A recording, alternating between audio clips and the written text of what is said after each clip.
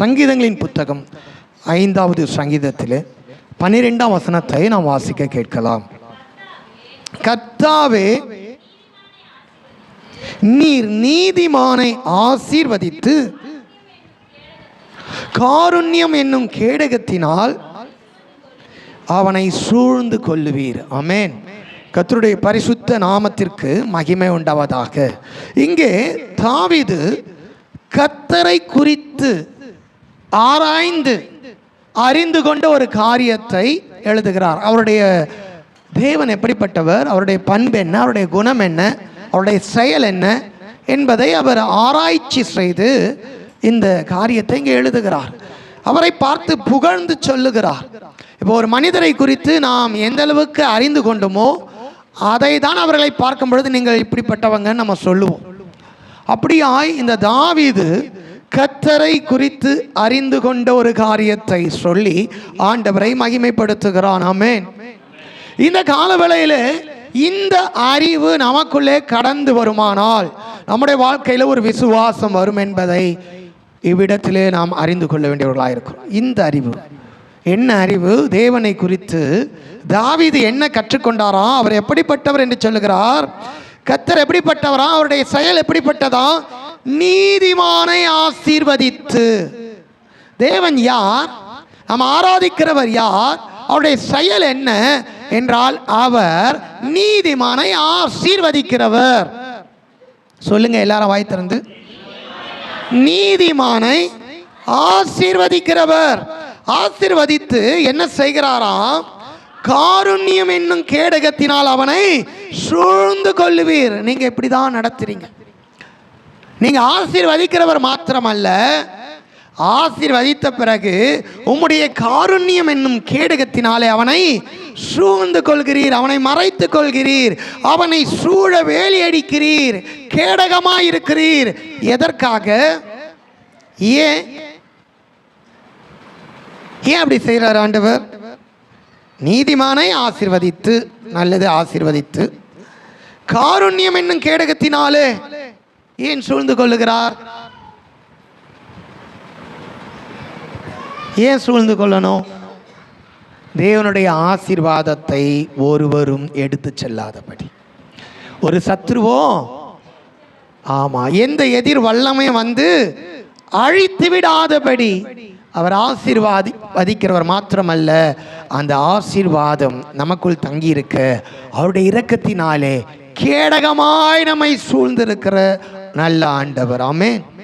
கேடகமாய், கேடகம் என்பது ரொம்ப மிகப்பெரிய பாதுகாப்பு கருவி. என்னதுங்க?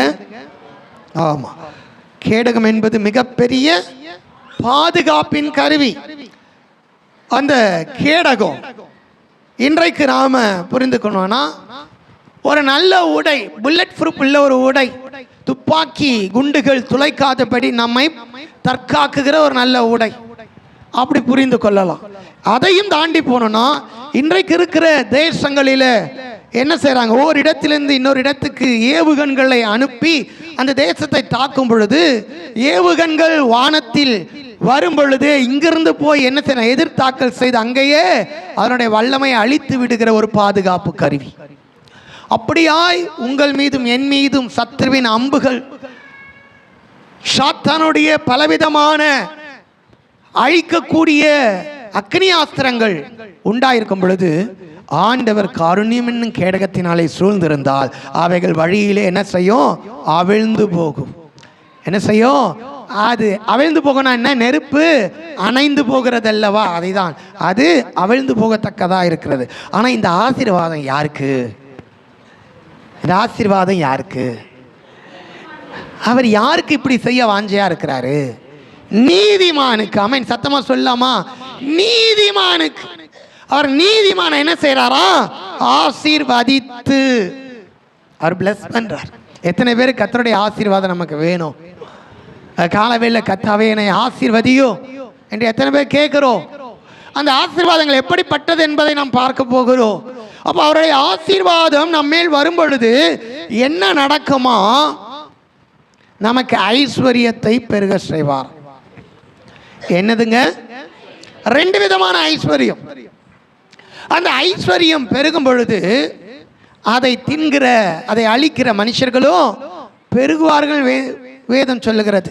அந்த ஐஸ்வர்யம் பெருகும் பொழுது நம்ம கிட்ட இருக்க சமாதானம் கொள்ளையடிக்கப்படும் வேதம் சொல்லுது. ஆனால் கர்த்தருடைய ஐஸ்வர்யமோ, கர்த்தருடைய ஆசீர்வாதமோ ஐஸ்வர்யத்தை தரும், அதனோடு கூட வேதனை கூட்டார். வேதனையை நீக்கி போடுகிறார் பாருங்க, வேதனை வராதபடி காக்கிறார் பாருங்க. அதுதான் அந்த கேடகம். ஆமென்.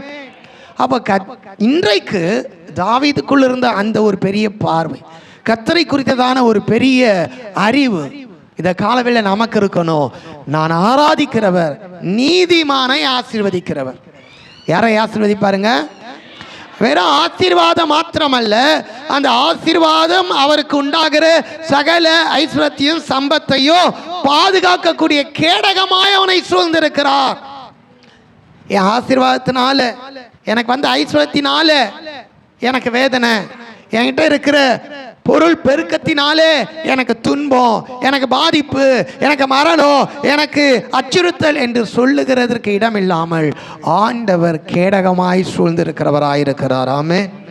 ஆனால் இந்த கேடகம் நமக்கு இல்லாத பொழுது, தேவனுடைய ஆசீர்வாதம் நம்ம விட்டு விலகும் போது என்ன நடக்கும்னா, அக்னி ஆஸ்திரங்கள் வந்து நம்மை அழித்து விடும். பாருங்க, யோபு என்கிற ஒரு மனிதனை குறித்து நமக்கு எல்லாம் தெரியும். அவர் கர்த்தராலே ஆசீர்வதிக்கப்பட்டவர். கர்த்தராலே ஆசீர்வதிக்கப்பட்ட அந்த யோபுக்கு மிகுந்த செல்வாக்கு இருந்தது. என்ன இருந்தது? செல்வாக்கு இருந்தது, செல்வம் இருந்தது, ஐஸ்வர்யம் இருந்தது. அவருக்கு பிள்ளைகள் திரளா இருந்தார்கள், வேலைக்காரர்கள் திரளா இருந்தாங்க, எல்லாம் இருந்தது. அந்த ஆசீர்வாதத்தின் உண்டான ஐஸ்வர்யத்தை ஒருவரும் திருட முடியல. அதை எதிர்த்து ஒருவரும் அவரை மனவடிவாக்க முடியல. அவருக்கு யாரும் ஒரு துன்பமோ கொண்டு வர முடியல. ஆனால் இந்த துன்பத்தை கொண்டு வர, அந்த ஐஸ்வர்யத்தை கொள்ளையடிக்க பிசாசு அவன் பயங்கரமாய் முயற்சி செய்து கொண்டிருந்தான். எவ்வளவோ தந்திரங்களை பண்ணினான், எவ்வளவோ வல்லமையாய் அவன் கிரியைகளை செய்தான். ஒன்றும் யோபுவை நெருங்கவில்லை. காரணம் என்னன்னா, ஆண்டவர் காருண்யம் என்னும் கேடகத்தினாலே அவனை சூழ வேலி அடித்திருந்தார். ஆமென். அவ கர்த்தருடைய ஆசீர்வாதம் மாத்திரமல்ல, அந்த ஆசீர்வாதத்தோடு கூட அவருடைய பாதுகாப்பு நமக்கு மிக முக்கியமாக இருக்கிறது. வெறும் ஆசீர்வாதம் மாத்திரம் இருந்துட்டா, பாதுகாப்பு இல்லாமல் போயிட்டா, அப்போ இது ரெண்டு நமக்கு வேணும்னா நமக்கு என்ன தேவை? யாருக்கு இதை தர அவர் வாஞ்சியா இருக்கிறாரு? நீதிமானுக்கு. சொல்லலாமா? யாருக்கு? ஓ, இந்த அறிவு வேதம் சொல்கிறது, கர்த்தர் நமக்கு உண்டாக்கினவைகளை கண்கள் காணவும் இல்லை, செவிகள் கேட்கவும், அவைகள் இருதயத்தில் உணர்வில்லார்கள். அப்போ ஆண்டவர் நமக்கு உண்டாக்கினவைகளை நாம் அறியும் பொழுது, அதை தெரிந்து கொள்ளும் பொழுது, அப்போ நாம் எப்படி இருப்போம்னா அவைகளை சுகந்தரிக்கிறவர்களாய் மாறிவிடுவோம். அப்போ தான் நமக்கு விசுவாசமே வரும். அப்போ தான் நமக்கு என்ன வரும்? விசுவாசம். ஆண்டவர் நமக்கு உண்டாக்கினவைகள் என்ன, ஆண்டவர் நமக்கு வைத்திருக்கிற காரியம் என்ன என்பதை முதலாவது நாம் அறிந்து கொள்ள வேண்டும். அந்த விசுவாசம் தான் இந்த உலகத்திலே நம்மை பிழைக்க செய்யும். விசுவாசத்தினாலே நீதிமான் பிழைப்பான். ஆண்டவர் ரெண்டு விதமான ஆசீர்வாதத்தை நீதிமான்களுக்கு வைத்திருக்கிறார். 1ஆம் அதிகாரம் 3ஆம் வசனம். தம்முடைய மகிமையினாலும் காருண்யத்தினாலும் அவரை அறிகிற அறிவு. ஆமென். யாருக்கு அந்த அறிவு இருந்ததுன்னு பார்த்தோம்? தாவீது கர்த்தரை அறிந்து அவர் எப்படிப்பட்டவர், அவருடைய செயல் என்ன, அவருடைய குணாதிசயம் என்ன, அவர் யாரை ஆசீர்வதிக்கிறார், யாருக்கு அவர் கேடகமாக இருந்து பாதுகாக்கிறார் என்று அவரை குறித்து ஒரு பெரிய நாலேஜ் அவருக்கு உண்டானது. இன்னைக்கு நமக்கு நிறைய அறிவு இருக்கிறது. உலகத்துக்குரிய காரியங்களில், படிப்புக்குரிய காரியங்களில், விஞ்ஞானத்துக்குரிய காரியங்கள், நம்ம பயன்படுத்துகிற பொருட்களை குறித்த காரியங்களில் நிறைய அறிவு இருக்கிறது. நம்மை உண்டாக்கின தேவனை அறிகிற அறிவு நமக்கு இருக்கிறதா? தேவனை அறிகிற அந்த அறிவு நமக்கு வரும் பொழுது நம்முடைய புத்தியை மாற்றுகிறது, நம்முடைய விசுவாசத்தை மாற்றுகிறது, நம்முடைய மனதை மாற்றுகிறது. அவர் எப்படிப்பட்டவர் என்பதை காண செய்கிறது. அவரை எப்படிப்பட்டவர் என்று தாவீது சரியாய் கண்டு கொண்டார். நீதிமானை அவர் ஆசீர்வதித்து, சொல்லுங்க, காருண்யம் என்னும் கேடகத்தினாலே சூழ்ந்திருக்கிறார். சூழப்பண்ண காருண்யம் என்னும் கேடகம் நம்மை சூழ பண்ணுகிறார், பாதுகாக்கிறார், ஆசீர்வதிக்கிறார். அந்த ஆசீர்வாதம் அவனை என்ன செய்கிறது? பெருகச் செய்கிறது. அதோடு கூட ஆண்டவர் அவைகளை வேலியடித்து பாதுகாக்கிறார்.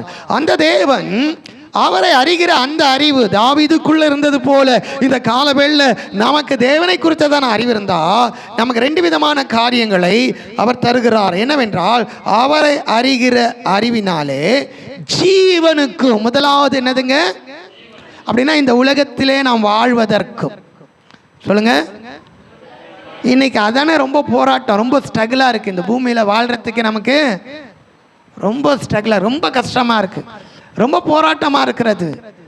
ஆனால் அப்படி போராட்டமும் நெருக்கமும் உள்ள இந்த உலகத்தில் ஜீவனுக்கும் இந்த வாழ்வுக்கும் தேவ படிங்க தேவ பக்திக்கு ஆவிக்குரிய வாழ்க்கை. என்ன வாழ்க்கைங்க? இந்த பூமியிலே நாம் மாம்சத்திலே இந்த உலகத்தில் வாழ்கிறோம். இந்த வாழ்க்கைக்கும் இதே பூமியில நாம வாழ்கிற ஆவிக்குரிய வாழ்க்கைக்கும், நம்முடைய குடும்பத்திற்கும், நம்முடைய பொருளாதாரத்துக்கும், நம்முடைய வேலை ஸ்தலத்திற்கும், நம்முடைய போக்குவரத்துக்கும், நமக்கு வேண்டிய தேவைகளுக்கும், அதே நேரத்தில் நம்முடைய குடும்பத்தில், நம்முடைய பொருளாதாரத்தில், நம்முடைய போக்குவரத்தில், நம்முடைய வாழ்க்கையில் தேவனுக்கென்று வாழக்கூடிய அந்த தேவ பக்திக்கும் ஆவிக்குரிய வாழ்க்கைக்கு வேண்டிய எல்லாவற்றையும்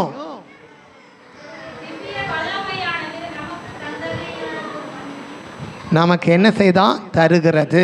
அவருடைய திவ்ய வல்லமை நமக்கு தருகிறது. திவ்ய வல்லமை என்றால் தெய்வீக வல்லமை.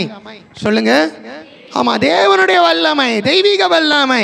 இந்த காலவேளையில் அந்த தேவனுடைய வல்லமையினாலே அவரால் ஆசீர்வதிக்க முடியும் அப்படின்னு நம்மளால் விசுவாசிக்க முடிகிறதா? அவரால் ஆசீர்வதிக்க முடியும்.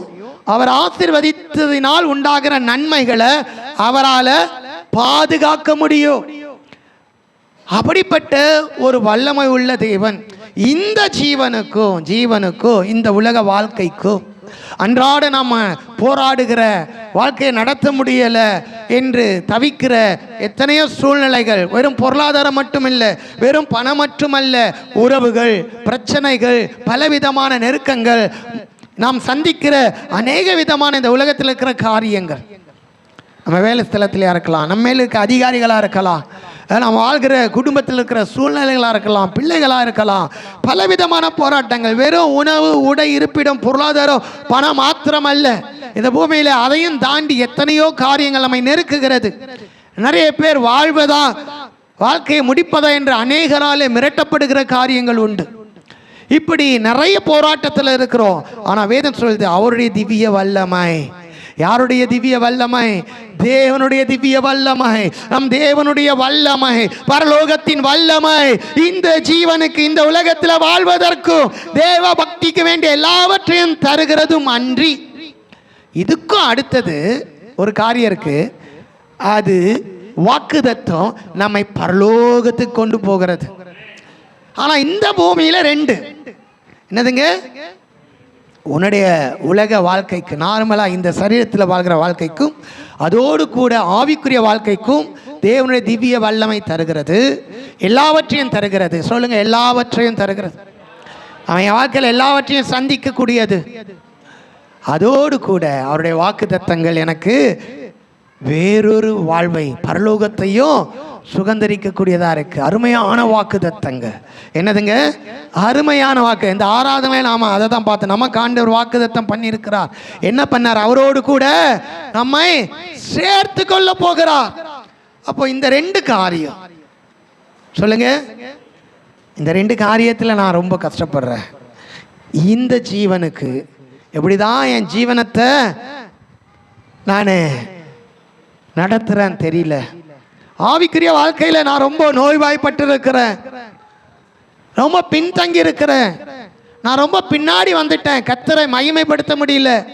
என்னுடைய மனதாலும் என்னுடைய செயல்களினாலும் ஆண்டவருக்கு புகழ்ச்சியை கொண்டு வருகிற ஒரு வாழ்வை செய்யக்கூடாதபடி நான் இருளினாலும் பாவத்தினால் அந்த காலத்தில் நான் கட்டப்பட்டு இருக்கிறேன் அப்படின்னு நம்மை நாம் புலம்பிக் கொள்ளாமல் அவரை அறிகிற அந்த அறிவு நமக்கு உண்டானால் நமக்கு விஷயம் தெரியும். அவர் இந்த ஜீவனுக்கும் தேவ பக்திக்கு வேண்டிய எல்லாவற்றையும் நமக்கு அருளுகிறவர். ஆமென். எல்லாவற்றையும் நமக்கு அருளுகிறவர். அவரை அறிகிற அறிவை குறித்து தான் தாவீது அதிகமாய் கற்றுக்கொண்டார். அதனால்தான் தாவீது சொல்கிறார், கர்த்தாவே நீர் யார் தெரியுமா? நீர் எப்படிப்பட்டவர் தெரியுமா? நீர் நீதிமானை ஆசீர்வதித்து காருண்யம் என்னும் கேடகத்தினாலே சூழ்ந்து கொள்ளுகிறீர். அப்போ யோபுவை ஆண்டவர் அப்படியாய் சூழ்ந்திருந்தார். அவனையும் அவன் வீட்டையும் அவனுக்கு உண்டான யாவற்றையும் வேலி அடித்திருந்தார். அப்பயும் இதே பிசாசு எத்தனை மனிதர்களை உருவாக்கி அழிக்க முயற்சி பண்ணியிருப்பான். ஒரு காரியம் நடந்ததா? ஒரே ஒரு சின்ன காரியம் இழப்பு உண்டானதா? இல்லை. எப்போ அந்த வேலியை தேவன் எடுத்தாரோ, எப்போ தேவன் அனுமதித்தாரோ, அப்பதான் அவனால தொட முடிந்தது. இன்னைக்கு இந்த சத்தியம் நமக்கு ஆழமா தெரியணும். கர்த்தர் என்னை சூழ வேலி அடித்து விட்டார். கர்த்தர் என்னை சூழ கேடகமாய் அவர் என்னை சூழ்ந்திருந்தா, முழு உலகமே எதிர்த்து வந்தாலோ என்னை தொட முடியாது. எனக்குரியவைகளை அழிக்க முடியாது. என் நன்மைகளை திருட முடியாது. அவன் திருடன் தான். அவன் திருடவும் கொல்லவும் அழிக்கவும் என்று வேறொன்றுக்கு வரான். அவனுக்கு நோக்கமே அதுதான். இந்த உலகத்தினுடைய அதிபதிக்கு நோக்கமே ஒன்னே ஒன் தான், திருடணும், கொல்லணும், அழிக்கணும், ஆத்மாவை நரகத்துக்கு கொண்டு போகணும். வியாதிகளினாலும் துன்பங்களினாலும் பலவிதமான பிரச்சனைகளினாலும் சாகடிக்கணும். ஆனா கர்த்தர் அவருடைய காருண்யம் கேடகமாய் நம்மை சூழ்ந்திருந்தா அவனுடைய முயற்சிகள் ஒன்றும் பலிக்காது. அப்போ அந்த வேலியை எடுத்து போடுவதற்கு முன்பாக என்னெல்லாம் முயற்சி செய்தானோ அதே முயற்சி தான் வேலியை எடுத்த பிறகு அவன் செய்தான். வேலி அடிக்கப்பட்டிருந்தது. தேவனுடைய பாதுகாப்பு யோபுவையும் அவனுக்கு உண்டான யாவற்றை அவன் குடும்பத்தையும் சூழ இருந்தது. அப்பொழுதும் அதே முயற்சி தான். ஆட்களை அனுப்பி, அக்கினியை அனுப்பி, அநேக பட்டயங்களை அனுப்பி, பெருங்காற்றை அனுப்பி, இவ்வுலகத்தின் அதிபதி, இவ்வுலகத்தில் உள்ள இயற்கையின் வல்லமைகளை கட்டுப்படுத்தக்கூடிய அவனுடைய எல்லா அதிகாரங்களையும் பயன்படுத்தி இருப்பான். ஒண்ணுமே தெரியல, வெளியே ஒண்ணுமே தெரியல. கடைசி அவன் அழ ஆரம்பிக்கிறான், ஆண்டவரே நீங்க வேலியை எடுத்தா நான் ஒரு கை பார்ப்பேன். என்னதுங்க? வேலியை எடுத்தாதான் அவனால ஒரு கை பார்க்க முடியும். அப்ப வேலியை எடுத்த பிறகு புதுசா ஏதாச்சும் ஒரு டெக்னிக்கல் கொண்டு வந்திருப்பானா? வேலியை எடுத்த பிறகு வேலி போட்டிருக்கும் போது என்ன செஞ்சானா அதே தான் செஞ்சான். ஆனா ஒரு நிமிஷத்துல எல்லாமே. அப்போ கர்த்தர் நம்மை சூழ கேடகமாயிருந்தார். அவர் நம்மை சூழ வேலி அடித்திருந்தா உறுதியா சொல்லலாம், அவன் எவ்வளவு முயற்சித்தாலும் நெருங்க முடியாது. அதற்கு தேவையானது நம்முடைய விசுவாசம். என்னதுங்க? நம்முடைய விசுவாசம். எபேசிய புத்தகம் 6ஆம் அதிகாரத்தில் இந்த விசுவாசத்தை 16ஆம் வசனம் சொல்லுகிறது. கேடகம், அதை நாம் பிடிக்கும். கர்த்தர் யோபுவையும் அவனை சூழவும் வேலி அடித்தார். கூடவே யோபுவும் விசுவாசத்தினாலே அவர் வேலி அடித்தார். தேவன் நம்மை சூழ கேடகமாய் இருக்கிறார். கூடவே நாமும் விசுவாசத்தின் கேடகத்தை உயர்த்தி பிடிக்க வேண்டியவர்களாயிருக்கிறோம். ஆமென். வாசிங்க. பொல்லாங்கன் ஏயும் அக்னி ஆஸ்திரங்களை எல்லாம் அவிழ்த்து போடத்தக்கதாய் எல்லாவற்றுக்கும் மேலாக விசுவாசம் என்னும் கேடகத்தை நிற்கும். அப்ப விசுவாசம் என்னும் கேடகத்தை பிடித்துக் கொண்டவர்களாய் நிற்கணும் என்றால் வேதம் சொல்கிறது, நாம் நீதிமான்களானால் விசுவாசம் என்னும் கேடகத்தை பிடித்தவர்களாய் இருக்கிறோம். ஏனென்றால் விசுவாசத்தினால் தான் நீதிமான் பிழைப்பான். தேவனை பற்றி விசுவாசம் தான் நமக்கு நீதியாய் எண்ணப்படுகிறது. அப்போ அந்த நீதி நல்லா கவனிக்கணும். என்னங்க? நீதிமானை கர்த்தர் என்ன செய்றாரா? அப்போ இந்த சத்தியம் தாவீதுக்கு எவ்வளவாய் தெரிந்திருக்கிறது.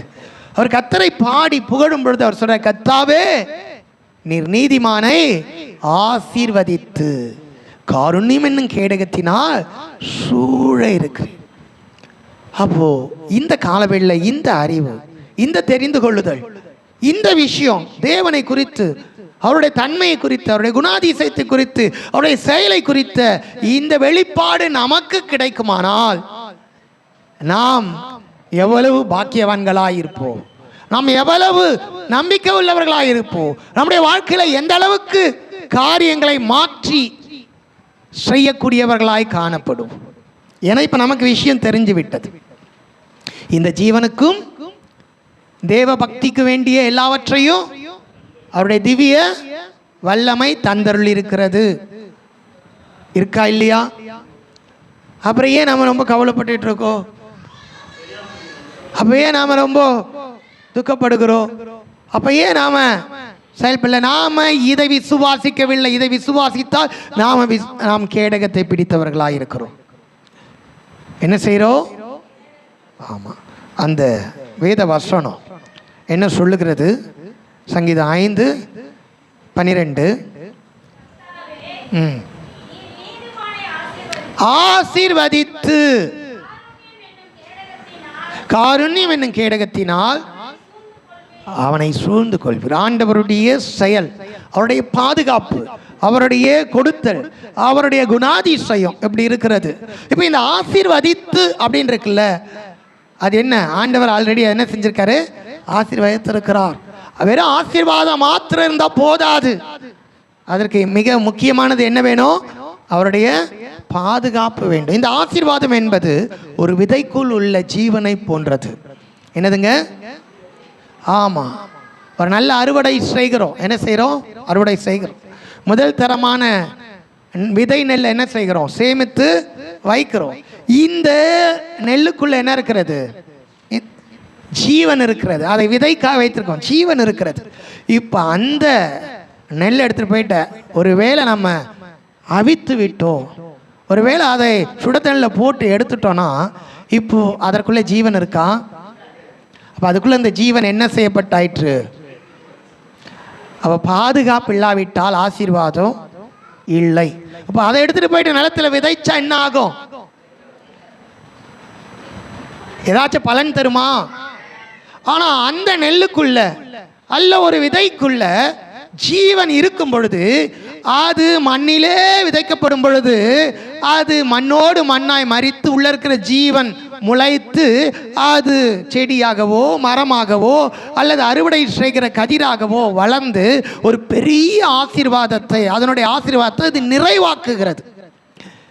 சின்ன விதைக்குள்ள ஜீவன் இருக்கிறது, ஜீவன் அது வளர்ந்து அது பலன் தரக்கான ஆசீர்வாதத்தோடு இருக்கிறது. ஆனால் பார்க்கும்போதே தெரியல அது என்ன செய்கிறது. அதனுடைய கால ஓட்டத்தை சரியாய் கடந்து வரும் பொழுது அதனுடைய பலனை நிச்சயமாக காண்கிறது. அப்படிதான் ஆசீர்வாதம். ஆசீர்வாதம் என்பது அப்படிதான். ஆபிரகாமை தேவன் அழைத்த பொழுது சொல்லுகிறார், நான் உன்னை ஆசீர்வதித்து உன் பேரை பெருமைப்படுத்துவேன், நீ ஆசீர்வாதமா இருப்பாய் சொன்னார். வந்த பொழுது எல்லாமே அவர் கிடைச்சிடுச்சான். அப்போ அந்த ஆசீர்வாதம் அவருடைய வாழ்க்கையில நிறைவேறினதா? நிறைவேறின. அப்போ அந்தந்த காலகட்டத்தில் அந்த ஆசீர்வாதம் உள்ளதான் இருக்கு. அது வெளியிலிருந்து வர வேண்டியதில்லை, உள்ளதான் இருக்கு. ஏற்ற காலத்திலே அந்த ஆசீர்வாதம் வெளிப்பட்டு கொண்டே இருக்கோ, அது விருத்தி அடையோ, அது காலத்துக்கு ஏற்ற நாட்களில் வேண்டிய பலனை தரும். அதுதான் நீதிமான். நீதிமானை குறித்து வேதம் அப்படிதான் சொல்லுது, நீதிமான் பனையை போல. அப்படின்னா அந்த விதைக்குள்ள அந்த செழிப்பு இருக்கிறது. அந்த விதைக்குள்ளவே அதற்கான உயரம், அது கனித்தர வேண்டிய காலம் வேண்டிய, அது முளைத்து அது வெயிலை தாக்கு பிடிக்க மற்ற எல்லா காரியங்களையும் அது தாண்டி வர வேண்டிய ஆசீர்வாதம் இருக்கிறது. ஆனால் அந்த ஆசீர்வாதம் பலன் தருவதற்கு வேண்டிய பாதுகாப்பும் கூடவே இருக்கணும். என்ன இருக்கணும்? இந்த ஜீவன் என்பது வேற ஒன்றும் இல்லை, நம்ம ஆண்டவராகிய இயேசு கிறிஸ்து நமக்கு தந்தது தான். அவருடைய ஜீவன் என்னதுங்க? அவருடைய ஜீவன். அவருடைய வேத வசனம் நமக்கு ஜீவன். வார்த்தையாகிய கிறிஸ்து நமக்கு ஜீவன். அவர் நமக்குள்ள வந்தா ஆசீர்வாதம் இருக்கு. இருக்கா இல்லையா? இருக்கு. ஆனா இந்த ஆசீர்வாதத்தோடு கூட அவருடைய பாதுகாப்பு வேண்டும். இப்போ பாதுகாப்பு வேணும்னா நமக்குள்ள இருக்கிற ஆசீர்வாதம் நமக்குள்ள இருக்க ஜீவன் பாதுகாக்கப்பட வேண்டும் என்றால் நாம அதற்கு உத்தரவாதம் உள்ளவர்களாக இருக்க வேண்டும். நாம கேட்ட வசனத்தை விசுவாசிக்க வேண்டும். நாம கேட்கிற வசனத்தை நாம என்ன செய்யணும்? பாதுகாக்கணும். என்ன செய்யணும்? நாம தான் காத்துக்கொள்ளணும். அந்த வசனம் ஊர்வழிந்து போகாதபடி, திருடன் அதை நம் மனதிலிருந்து திருடி விடாதபடி, அந்த ஆசீர்வாதத்தை கெடுக்கக்கூடிய மரணத்துக்கு ஏதுவான பாவ செயல்கள் நமக்குள் வராதபடி நாம வெளியடிக்கணும். எனவே சொல்லுது பாவம் மரணத்தை, அப்போ விதைக்குள்ள இருக்கிற அந்த ஜீவனை ஒரு அவியல் போட்டா என்ன ஆயிடுது? ஜீவன் மறுத்து விடு. அது மாதிரி நமக்குள்ள இருக்கிற ஜீவன், நமக்குள்ள இருக்க நித்திய வாழ்வு, நமக்குள்ள கிறிஸ்து ஒரு பாவம் செஞ்சா என்ன ஆயிடும்? பலனற்று போயிடும். அதுதான் நீதிமான். என்னதுங்க? யார் நீதிமான்? நமக்குள்ள இருக்க ஜீவனை ஆண்டவர் இலவசமாய் தந்த நித்திய வாழ்வை, இலவசமாய் தந்த அவருடைய வாக்குத்தத்தத்தை, அவருடைய இரத்தத்தினால் நமக்கு இலவசமாய் தந்த ஒரு புது வாழ்வை கெடுத்து கொள்ளாம அந்த ஜீவனை பாதுகாக்க, பாவம் செய்யாமல் நாம் நமக்குள்ளுக்கு ஆசீர்வாதத்தை பெருக்கெடுக்க நம்மை காத்துக் கொள்வோமானால் நாம் நீதிமான். வேதம் சொல்கிற ரோமர் 6:23 வாசிக்கலாம். ரோமர் 6:23. பாவத்தின் சம்பளம் மரணம், தேவனுடைய கிருபை வரமோ நம்முடைய கர்த்தராகிய இயேசு கிறிஸ்துவினால் உண்டான நித்திய ஜீவன். பாவத்தின் சம்பளம் மரணம். வேதம் சொல்லுது எல்லாரும் பாவம் செய்து தேவ மகிமை அற்றவர்களானார்கள், நீதிமான் ஒருவனாகிலும் இல்லையே. ஆனா ஆண்டவர் யாரை ஆசீர்வதிக்க விரும்புகிறாராம்? நீதிமானை ஆசீர்வதிக்க விரும்புகிறார். அப்போ நீதிமான் ஒருவனும் இல்லை, எல்லாரும் பாவம் செய்து தேவ மகிமை அற்றவர்களாயிட்டாங்க. அப்போ தேவன் ஆசீர்வதிப்பேன் என்று சொல்லுகிறார், நீதிமானை தான் ஆசீர்வதிப்பேன் என்று சொல்லுகிறார். அப்போ இந்த நீதிமான் ஆசீர்வதிக்கப்படுவானால் அந்த நீதிமானை எங்கே தேடுவது? எல்லாரும் பாவம் செய்து தேவ மகிமை அற்றவர்களாயிட்டாங்களே. அப்போ அந்த நீதிமானை தேடக்கூடிய அல்லது நீதிமான் யார் என்பதை கண்டுபிடிப்பது தான் நாம் வாசித்த இந்த வேத வசனம் 2 பேதுரு 1:3 அவரை அறிகிற அந்த அறிவு. ஆமென். திரும்ப வாசிங்க. 2 பேதுரு 1:3 தம்முடைய மகிமையினாலும் காருண்யத்தினாலும் நம்மை அழைத்தவரை அறிகிற அறிவினாலே ஜீவனுக்கும் தேவ பக்திக்கும். ஓ, நீதிமான் ஒருவனும் இல்லை, ஆனால் அதனால் தேவ மகிமை ஒருவனிடத்திலும் இல்லை. ஆனால் இழந்து போன மகிமையை யார் ஒருவன் பெறுகிறானோ அவன் நீதிமானாய் மாறுகிறான். அப்ப இழந்து போன அந்த மகிமையை பெற்றுக்கொள்ள செய்ய வேண்டியது இந்த பூமியில என்ன? நமக்கு நித்திய ஜீவனை தருகிற, இலவசமாய் தருகிற அந்த தேவகுமாரனை அறிகிற அறிவு ஒன்றே நம்மை நீதிமானாக்குகிறது. அவரை பற்றும் விசுவாசத்தினாலே நாம் நீதிமானாகிறோம். எப்படி நீதிமானாக்கப்படுகிறோம்? அவரை பற்றும் விசுவாசத்தினாலே. அப்ப எல்லாரும் பாவம் செய்து தேவ மகிமையற்றவளான பொழுது நீதிமான் ஒருவனும் இல்லை என்று வேதம் தெளிவாய் சொல்லும் பொழுது ஆண்டவர் அதே நேரத்தில் நீதிமானை ஆசீர்வதிக்கிறார் என்றால், அப்ப அந்த நீதிமானுக்குள் ஜீவன் வர வேண்டும் என்றால் கிறிஸ்து தான் ஜீவன் என்பதை ஒருவன் அறிந்து அவரை விசுவாசிக்கும் பொழுது அவருடைய இரத்தத்தை பற்றும் விசுவாசத்தினாலே நீதிமானாய் மாற்றப்படுகிறார்கள். அப்ப நீதிமான் ஒருவனும் இல்லதான், ஆனால் நீதிமானாய் மாறுவதற்கு தேவன் இந்த பூமியில் நமக்கு வழியை வைத்திருக்கிறார்.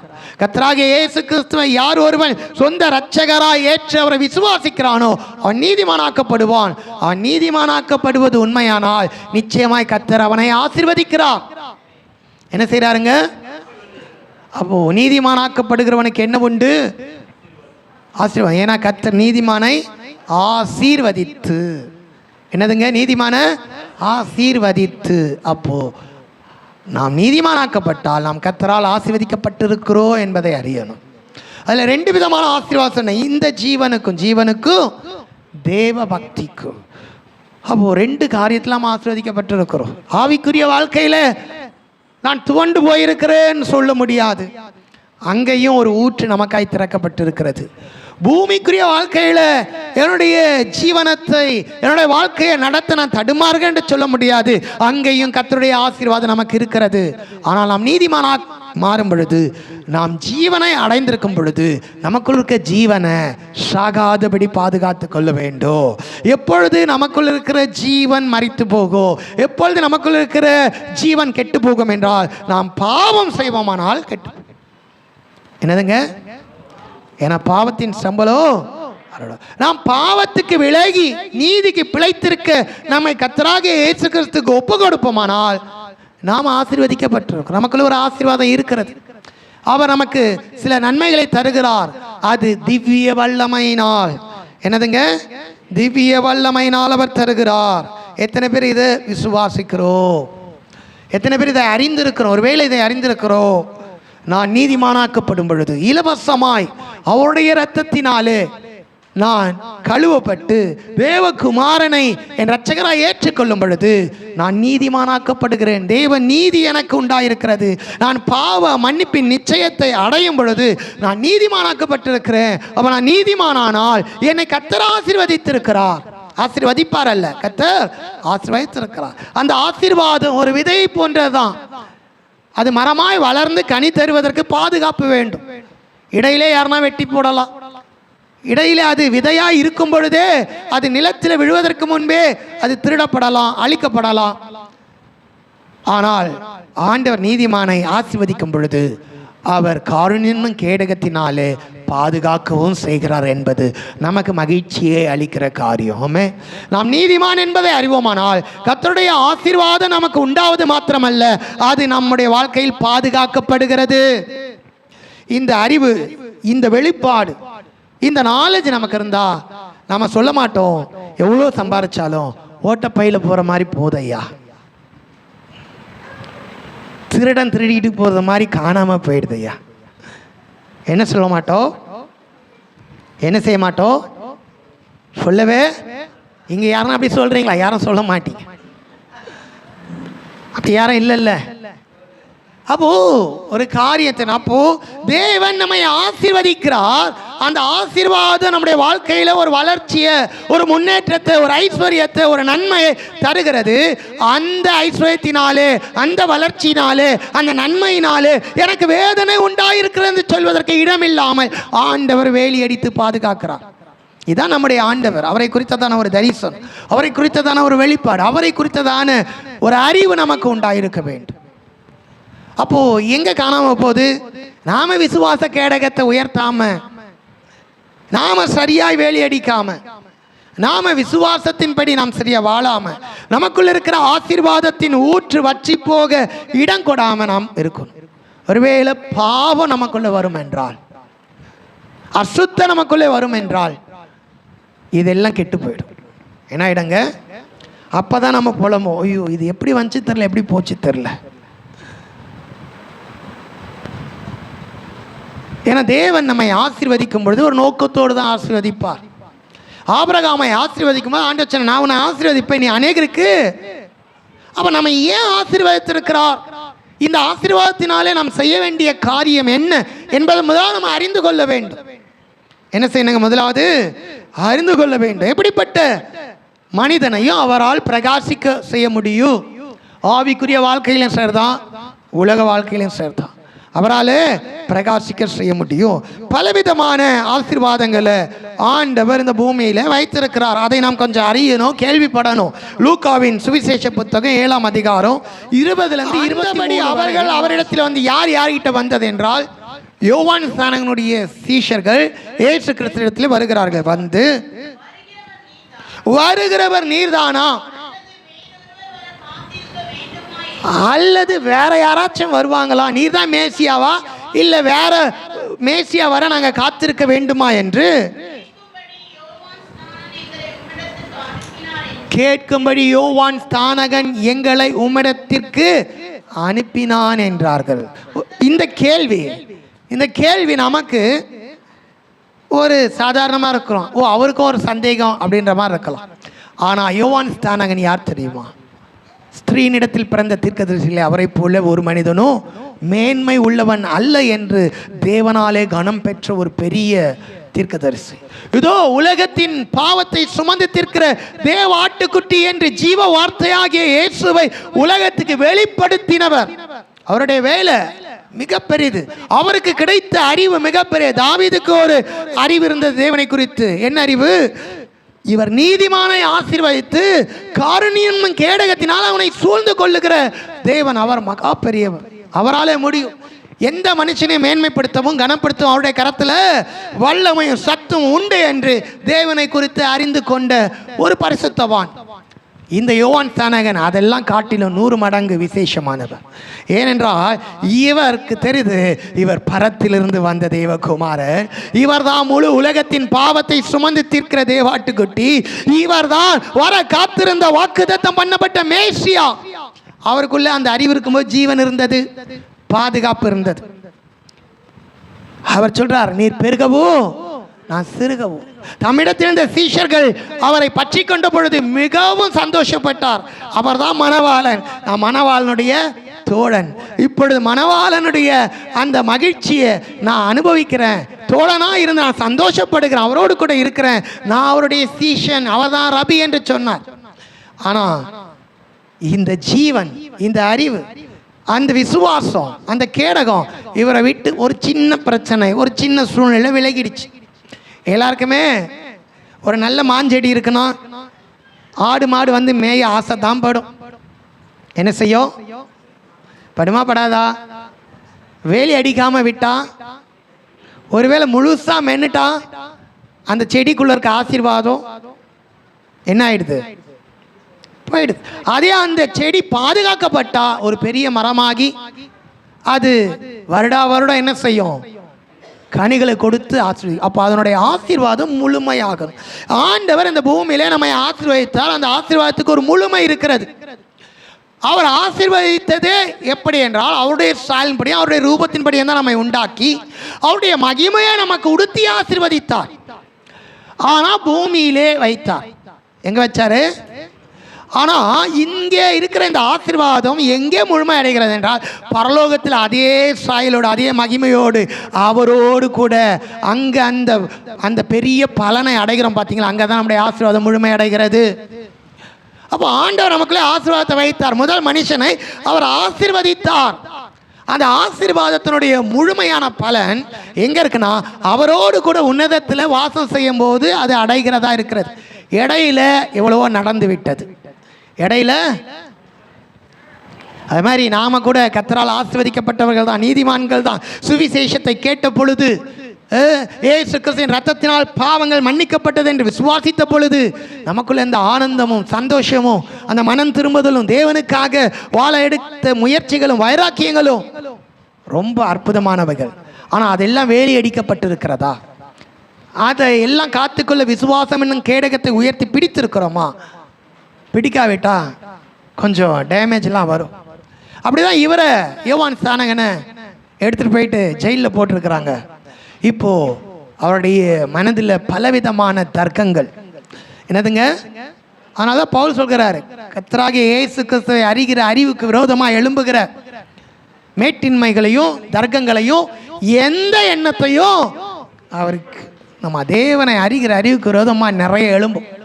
கிறிஸ்து இயேசுக்கு கீழ்ப்படிய ஒப்பு கொடுக்கணும். இப்போ இவருக்கு ஒரு சந்தேகம், இவர் தான் மேசியா, இவரை தான் நாம் காண்பித்தோம். பரிசுத்த ஆவியானவர் புறாவை போல் வந்து இறங்கினார். இப்போ நான் ஜெயிலில் இருக்கிறேன். நான் எங்கே இருக்கிறேன்? இவர் தேவன் அற்புதங்களாக செய்வார். என்ன இருக்கிற இடத்துலேருந்தே ஜெயிலேருந்து வெளியே கொண்டு வந்திருக்கலாம், இல்லை எனக்காக வந்து ஏரோதுகிட்ட பேசியிருக்கலாம், இல்லை என்னை குறித்து ஏதாச்சும் ஒரு காரியம் செஞ்சுருக்கலாம். எதுவுமே செய்யலையே, அமைதியாக விட்டுருக்கிறாரு. அப்போ இவர் தான் மேசியாவா இல்லை வேற யாருன்னா வர வேண்டியமா? ஒரு டவுட் வந்துடுச்சு. இந்த டவுட்டு யோவான் ஸ்நானகனுக்கு மாத்திரம் இல்லை,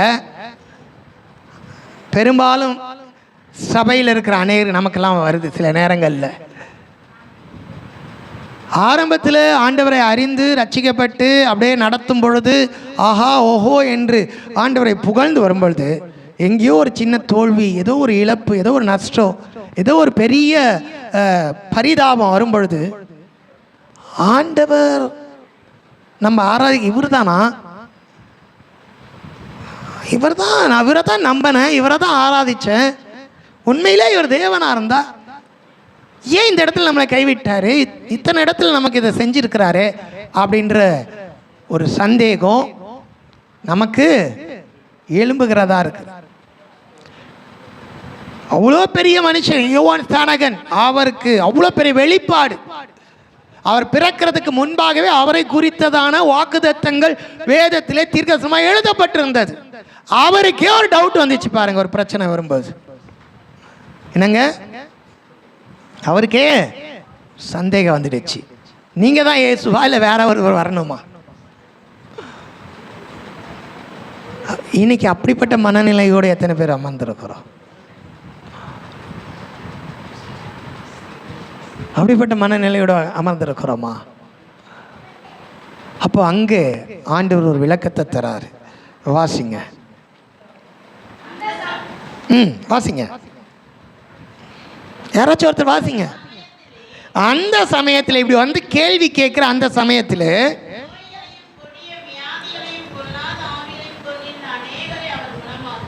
என்ன செஞ்சாருங்களா? நோய்களையும்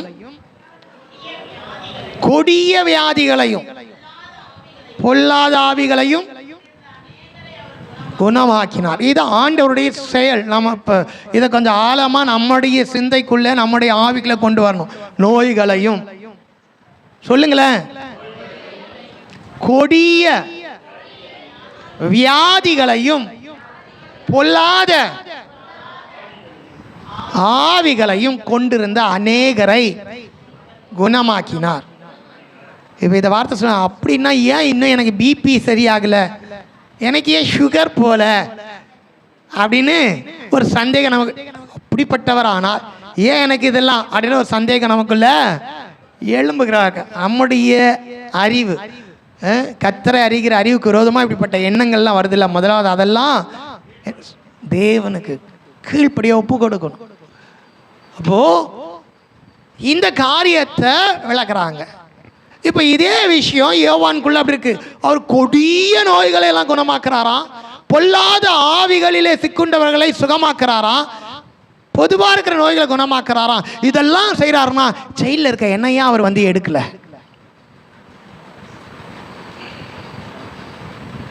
அவருக்கு இருக்கும்ல, நான் என்ன தப்பு பண்ணேன், அவரை குறித்து உலகத்துக்கு வெளிப்படுத்தினேன், பாவம் செய்கிற ராஜாவை கண்டித்தேன், நீ ராஜாவே ஆனாலும் இது குற்றம் தான் சொன்னேன், அதுக்காக நான் தண்டனை படுறேன், இவ்வளோ அற்புதம் செய்கிறாரு.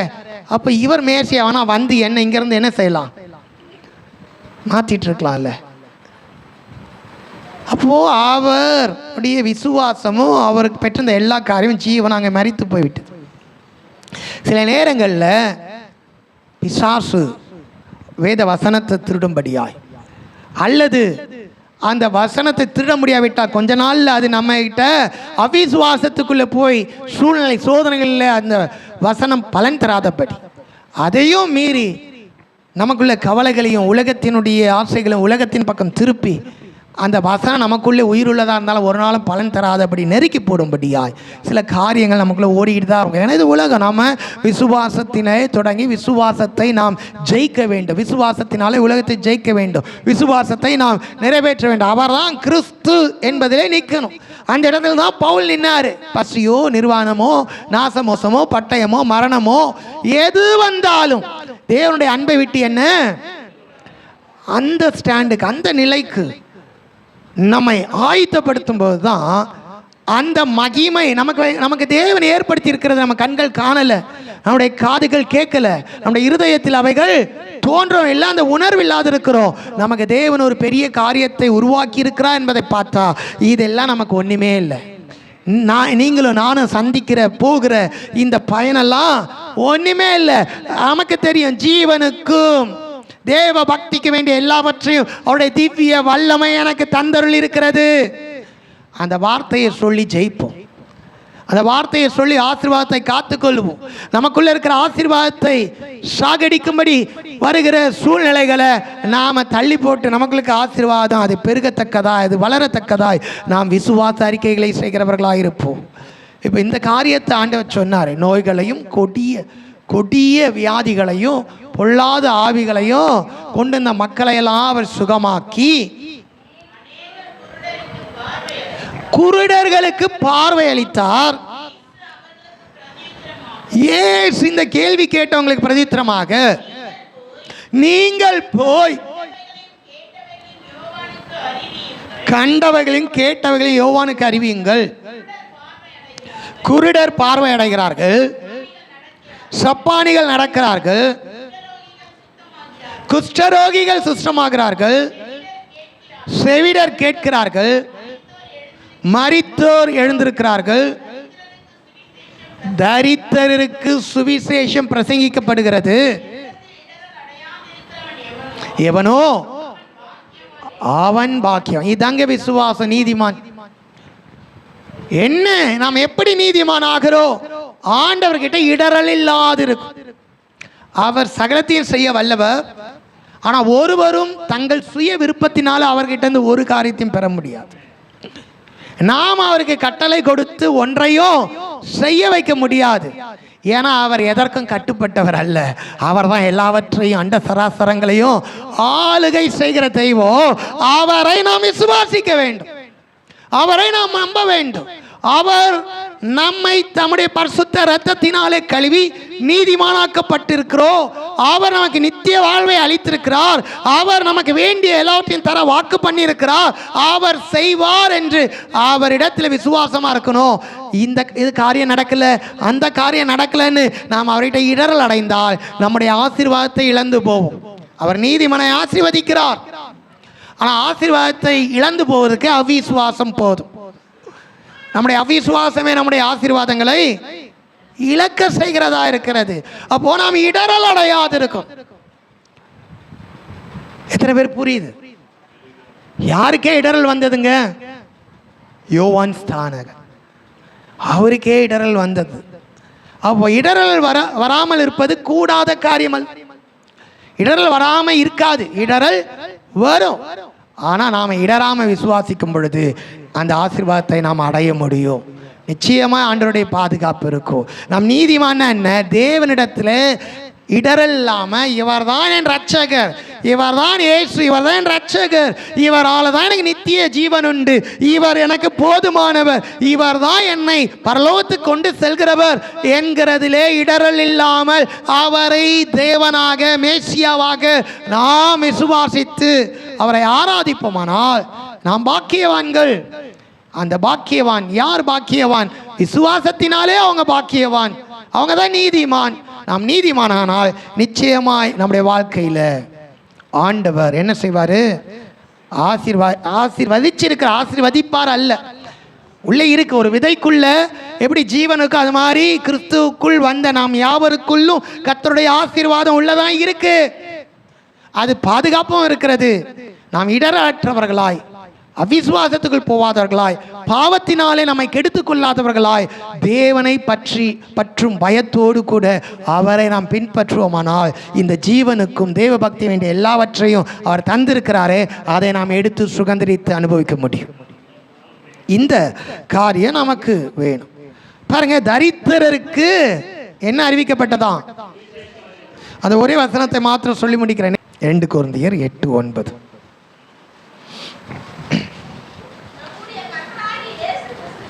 நம்முடைய கர்த்தராகிய இயேசு கிறிஸ்துவின் கிருபையை அறிந்திருக்கிறீர்களே,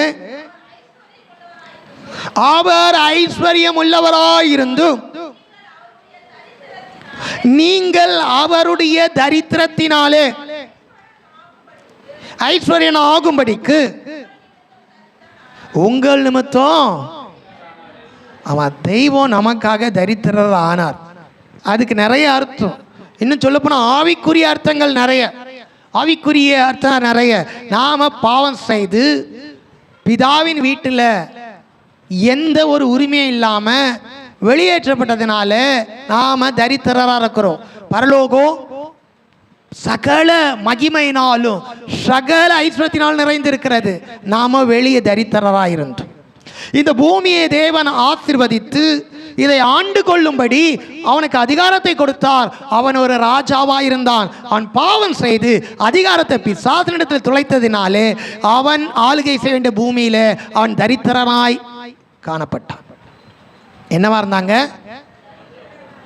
தேவனோடு கூட பேசி உலாவி நடக்க வேண்டியவன் மனக்கண்கள் குருடாக்கி தேவன் யார் என்று தெரியாமல் அவன் எங்கோ சுற்றி கொண்டு ஆவிக்குரிய வாழ்க்கையில தரித்திரனானான்.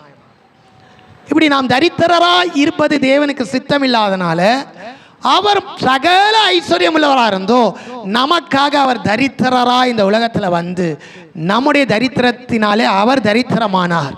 இந்த இயேசு கிறிஸ்துவை விசுவாசிக்கும் போது அவருடைய ஐஸ்வர்யத்தினால் நாம் ஐஸ்வர்யனாக்கப்படுகிறோம். எதில்? பரலோகத்தில் இப்போ எனக்கு பங்கு இருக்கு. நான் தேவனுடைய பிள்ளை. இந்த பூமியில இயேசுவின் நாமத்தினாலே எனக்கு சில அதிகாரங்கள் உண்டு. உலகத்தின் ராஜ்யத்தை ஜெயிக்கக்கூடிய விசுவாசம் உண்டு. அதே நேரத்தில் என்னுடைய மனிதனுடைய பாவத்தினால் வந்த தரித்திரத்தினால் படுகிற வேதனைகள் இருந்து நீங்க ஆண்டவர் எனக்கு இந்த உலகத்திலும் ஆசீர்வாதத்தினால ஐஸ்வர்யத்தை தருகிறார். இந்த உலகத்தில் என்னையும் தேவன் வாழ வைக்க அவர் வல்லமை உள்ளவர். எனக்கு வேண்டிய சில நன்மைகளையும் தந்து அவர் நடத்த அவர் வல்லமை உள்ளவர் என்கிற அறிவு நமக்கு வேணும். அவரால் முடியும். யாரால முடியும்? தாவீதுக்கு அது அழகாய் தெரிந்தது. எந்த மனுஷனையும் மேன்மைப்படுத்தும் கனப்படுத்தும் உம்முடைய கரத்தில் வல்லமையும் சத்தும் உண்டு என்று அவர் சொன்னார். இன்னைக்கு நீங்களும் நானும் அதை அறியும் பொழுது நம்முடைய வாழ்க்கையில் இருக்க தரித்திரங்கள், நம்முடைய வாழ்க்கையில் இருக்க சாபங்களை ஆண்டவர் மாற்றி நம்மை ஆசீர்வதிக்க வல்லவர் என்று விசுவாசித்தால் அதுதான் நமக்கு பாக்கியோ. நம்ம இடரலற்றவர்களாக இருக்க வேண்டும். அப்போ வேதம் அழகா சொல்லிட்டு பாருங்க, நமக்காக அவர் என்னவானாராம்? எங்கே? சிலுவையை தரித்திரனார், நிர்வாண கோலம் கொண்டார். ஏன்? நாம் அவருடைய மகிமையை இழந்ததுனால தரித்திரராய் வஸ்திரம் இல்லாமல் இருந்தோம். அவர் அதனாலே வஸ்திரம் இல்லாமல் தன் மகிமையை நமக்கு கொடுக்கும்படி அவர் அந்த இடத்தை ஏற்றுக்கொண்டார். இப்போ அந்த மகிமை நமக்குள்ளே வருகிறது. அப்போ தேவ மகிமையை அடைந்திருக்கிற நாம, தேவ ஆவியை பெற்றிருக்க நாம, தேவனுடைய ஜீவன் நமக்குள்ள இருக்கும் பொழுது நாம இந்த உலகத்தை ஆளக்கூடிய அதிகாரத்தையும் தேவனுடைய ஐஸ்வர்யத்தில் பங்குள்ளவர்களாய் மாறுகிற அந்த ஆசீர்வாதத்தையும் பெற்றிருக்கிறதுனாலே ஆண்டவர் இந்த பூமியில் நம்மையும் ஆசீர்வதிக்கிறார். நம்முடைய தரித்திரம் மாறும். சொல்லுங்க, எத்தனை பேர் ஆனால் இதை அறிகிறோம், இதை விசுவாசிக்கிறோம்? நான் செழிப்பை குறித்து பிரசங்கிக்க வரவில்லை. செழிப்பு உபதேசியம் அல்ல, ஆனால் சத்தியம் நமக்கு இதை விளக்குகிறது. வேத வசனம் நமக்கு ஒரு அறிவை தருகிறது, நமக்கு ஒரு தெளிவை தருகிறது. தரித்திரராயிருக்கிற நம்முடைய தரித்திரம் ஏன் வந்தது? பாவத்தினாலே, அக்கிரமத்தினாலே, மீறுதலினாலே வந்தது. அது நீக்கப்படும் பொழுது, தேவன் நீதி வரும் பொழுது, தேவனுடைய மகிமை நம்ம இடத்தில் வரும் பொழுது நம்ம வாழ்வதற்கு வேண்டிய ஆசீர்வாதம் தேவனிடத்திலிருந்து வருகிறது. அது மாத்திரமல்ல, அவர் நம்முடைய சாபங்களுக்காக அவர் சாபமானதினாலே நாம் சாபம் நீங்கி ஆபிரகாமின் ஆசீர்வாதத்தை பெறக்கூடியவர்களாக இருக்கிறோம். கலாத்தியர் புத்தகம் 3ஆம் அதிகாரம், கலாத்தியர் புத்தகம் 3ஆம் அதிகாரம் 14-13 வாசிங்க.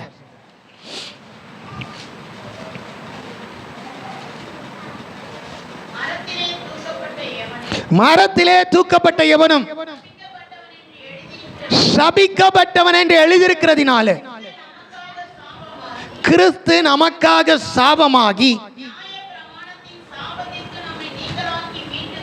நியாயப்பிரமாணத்தின் ஸ்தாபம் அது பயங்கரமானது. ஒவ்வொரு கிரியைக்கும் ஒவ்வொரு செயலுக்கும் என்ன தண்டனை, என்ன வாழ்க்கை, ஆவியில, நம்முடைய சரீரத்தில், நம்முடைய உலக வாழ்க்கையில், பொருளாதாரத்தில், எல்லாத்தின் மீதும் என்ன தண்டனையோ அந்த தண்டனைக்கெல்லாம் நம்மை நீங்களாக்கி மீட்டு கொண்டார்.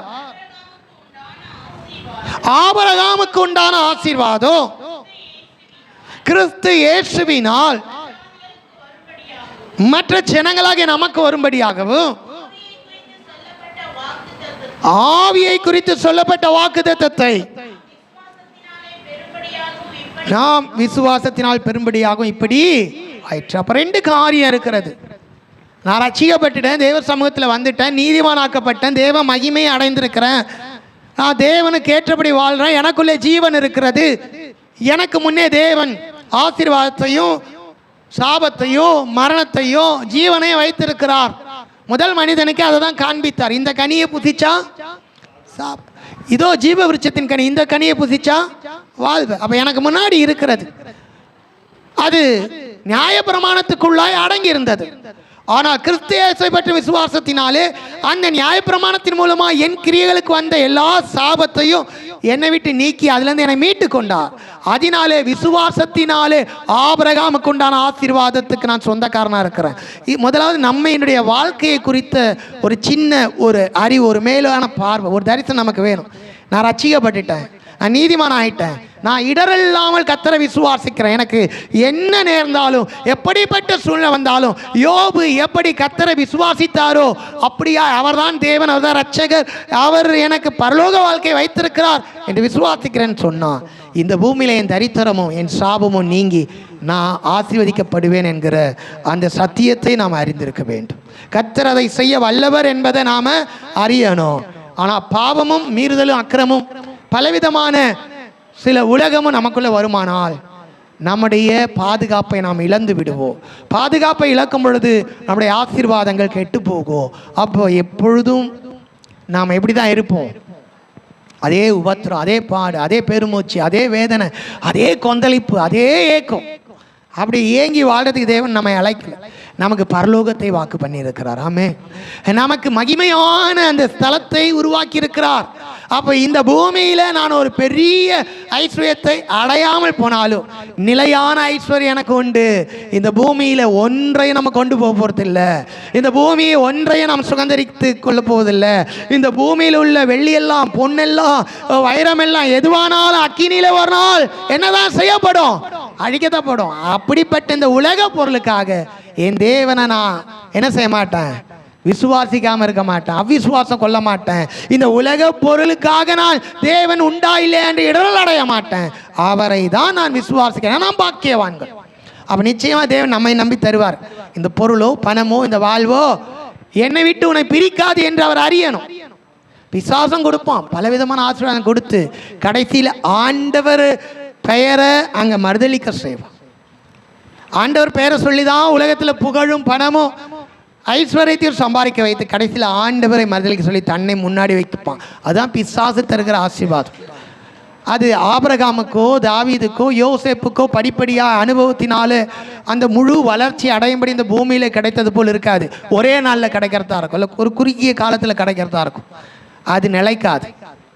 நாம் சத்தியத்தை அறிந்து தேவனை ருசித்து அவர் வழியில் நடக்க நடக்க நடக்க அந்த விதையானது எப்படி ஒரு மரம் போல் வளருது, அப்படியா இந்த உலகத்தில் நம்முடைய ஆசீர்வாதம் படிப்படியாய் வந்து எதற்காக ஆசீர்வதிக்கப்பட்டோமோ அந்த நோக்கத்தை நிறைவு செய்யக்கூடியதாக இருக்கும். அப்படிப்பட்ட ஆசீர்வாத தேவன் நம்மை அழைத்திருக்கிறார். அவர் துர்மார்க்கரையோ தூரத்திலிருந்து அறிகிறார். துர்மார்க்கர் மேல் அவர் பிரியமாய் இருப்பதில்லை, அவர் நீதிமான் மேல் பிரியமாய் இருக்கிறார். நீதியின் பலிகளை செலுத்துகிறவர்கள் மேல் பிரியமாய் இருக்கிறார்.